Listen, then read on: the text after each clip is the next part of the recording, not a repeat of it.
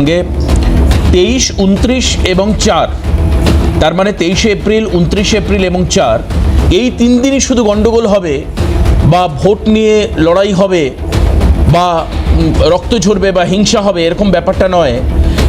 পশ্চিমবঙ্গের অতীত ইতিহাস বলছে যে ভোটের আগে এবং নির্বাচন পরবর্তী সময়েও হিংসার ঘটনা ঘটে।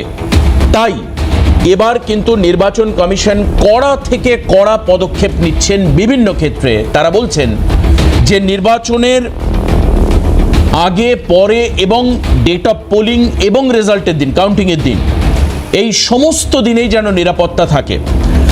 আপনাদেরকে দেখাই যে এর মধ্যেই বেশ কিছু এলাকার ডিএম পরিবর্তন করা হয়েছে এবং পুলিশ, মানে এটা হচ্ছে প্রশাসনিক রদবদল, পাশাপাশি ডিজি পরিবর্তন হয়েছে। একবার যদি আমরা দেখাতে পারি যে নতুন ডিএম নিয়োগ করা হয়েছে কমিশনের যে নির্দেশ, তাতে তারা বলছেন যে ডিও পদে তারা থাকবেন। মানে যে সমস্ত নতুন ডিএমদেরকে দেওয়া হচ্ছে বা নিয়োগ করা হচ্ছে বা রদবদল করা হচ্ছে, তারা ডিও পদেও থাকবেন। আপনারা দেখতেই পাচ্ছেন পাশের জেলাগুলোতে আপনারা দেখতে পাচ্ছেন যে ভোটের প্রস্তুতি এবং কোচবিহারের ক্ষেত্রে ডিএম কাম ডিও জিতিন যাদব, জলপাইগুড়িতে ডিএম কাম ডিও সন্দীপ ঘোষ, উত্তর দিনাজপুরে ডিএম কাম ডিও বিবেক কুমার, মালদায় ডিএম কাম ডিও থাকবেন হচ্ছে রাজ নবীর সিং কাপুর, মুর্শিদাবাদের ক্ষেত্রে অর্জুন নদিয়ার ডিএম এবং ডিও হবেন শ্রীকান্ত পল্লী, পূর্ব বর্ধমানের ডিএম কাম ডিও শ্বেতা আগরওয়াল। এই সমস্ত পরিবর্তনগুলো রয়েছে। কলকাতার ক্ষেত্রেও স্মিতা পান্ডে, কলকাতা পুরসভার কমিশনার, ডিএম কাম ডিও, রণধীর কুমারকে কলকাতা দক্ষিণের ডিও করা হবে। উত্তর 24 পরগনার ডিএম কাম ডিও হচ্ছে গৌরী সারিয়া, দক্ষিণ 24 পরগনার ক্ষেত্রে ডিএম ডিও হচ্ছেন অভিষেক কুমার তিওয়ারি। এই যে পরিবর্তনগুলো হচ্ছে, এই পরিবর্তনগুলোর করার পর নির্বাচন কমিশন বলছেন যে যাতে ফ্রি অ্যান্ড ফেয়ার ইলেকশন করা যায়, সেই জন্য এই পদক্ষেপ নেওয়া হচ্ছে। এবং আপনারা জানবেন যে একাধিক পুলিশ জেলা বা কমিশনারেটের ক্ষেত্রে ডিআইজিও পরিবর্তন করা হয়েছে।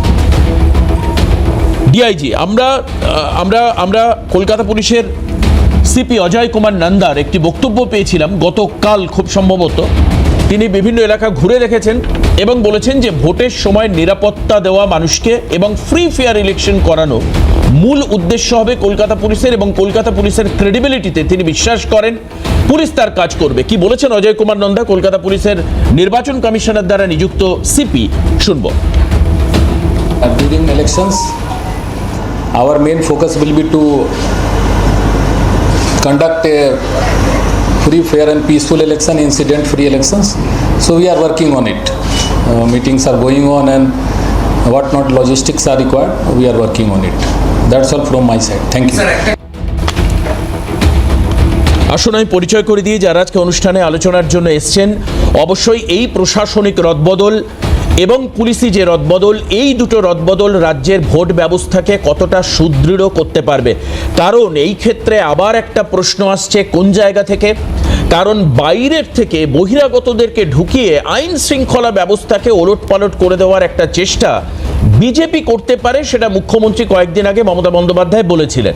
এবং আজ আমি এই ছবিটাও একবার দেখাবো আজকে এখন এই মুহূর্তে, যে বীরভূমের নলহাটিতে একের পর এক জিলোটিন স্টিক, পুরো ট্রাক্টর ভর্তি করা বাক্স। আমরা জানি না, এখনো পর্যন্ত পুলিশ তদন্তের রিপোর্ট সামনে আসেনি যেটা কমার্শিয়াল ইউজেসের জন্য নিয়ে যাওয়া হচ্ছিল কিনা, কিন্তু একটা লার্জ নাম্বারে জিলোটিন স্টিক এবং বারুদ উদ্ধার হলো বীরভূমের নলহাটিতে। আসুন দেখি সেই ছবিটা একবার আপনাদেরকে দেখাই।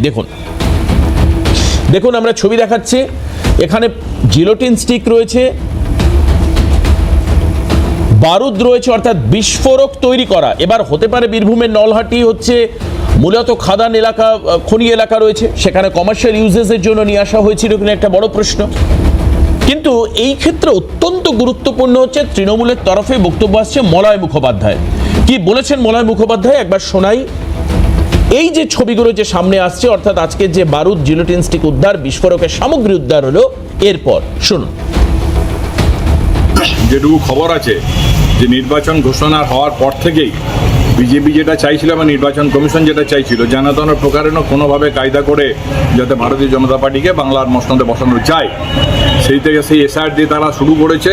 পরবর্তী ক্ষেত্রে দেখেছেন আপনারা লক্ষ লক্ষ নাম ডিলিট করে বাদ দেওয়া হয়েছে, বেশ কিছু নাম আপনার অ্যাডজুডিকেশনে ফেলে রাখা হয়েছে। এই অবস্থায় দাঁড়িয়ে ঝাড়খণ্ড থেকে প্রচুর পরিমাণে বিস্ফোরক লোকজন, শুধু বিস্ফোরক নয়, তার সঙ্গে নানা রকম দুষ্কৃতকারী মানুষকে তারা ঝাড়খণ্ড দিয়ে ঢুকিয়ে দেওয়ার চেষ্টা করছে, যেটা বিগত দিনে তারা গ্রাম পঞ্চায়েতের ভোটের সময় মোহাম্মদবাজারে করেছিল। সেই আশঙ্কা আমরা করছিলাম। এখন তো এটা বলার কোনো জায়গা নেই যে রাজ্য সরকারের ব্যর্থতায় বা রাজ্য সরকারের প্রশাসনের ব্যর্থতায় জিনিসটা হচ্ছে। এই যে মলয় মুখোপাধ্যায়ের বক্তব্য, হঠাৎ করে কেন মলয় মুখোপাধ্যায় বিজেপিকে দোষ দিচ্ছেন, কেন তিনি বলছেন বাইরে থেকে লোকজন ঢুকছে, কেন ঝাড়খণ্ড থেকে বহিরাগতরা আসছে এবং বিস্ফোরক ছড়িয়ে দেওয়ার চেষ্টা, এবং তার দায়িত্ব নির্বাচন কমিশনের দিকেও চাপাচ্ছেন, কারণ যে নির্বাচন কমিশন এই ভোট প্রক্রিয়াটাকে ম্যানিপুলেট করবার চেষ্টা করছে, প্রভাবিত করবার চেষ্টা করছে। এবং এই বক্তব্যের শুরুটা কিন্তু হয়েছিল দিন দুয়েক আগে। মুখ্যমন্ত্রী মমতা বন্দ্যোপাধ্যায় কি বলেছিলেন, তার বক্তব্য ঠিক দিন দুয়েক আগে কি বক্তব্য ছিল একবার শোনাই আপনাদের, শুনুন। কেন চেঞ্জ করলেন সুপ্রতিমকে?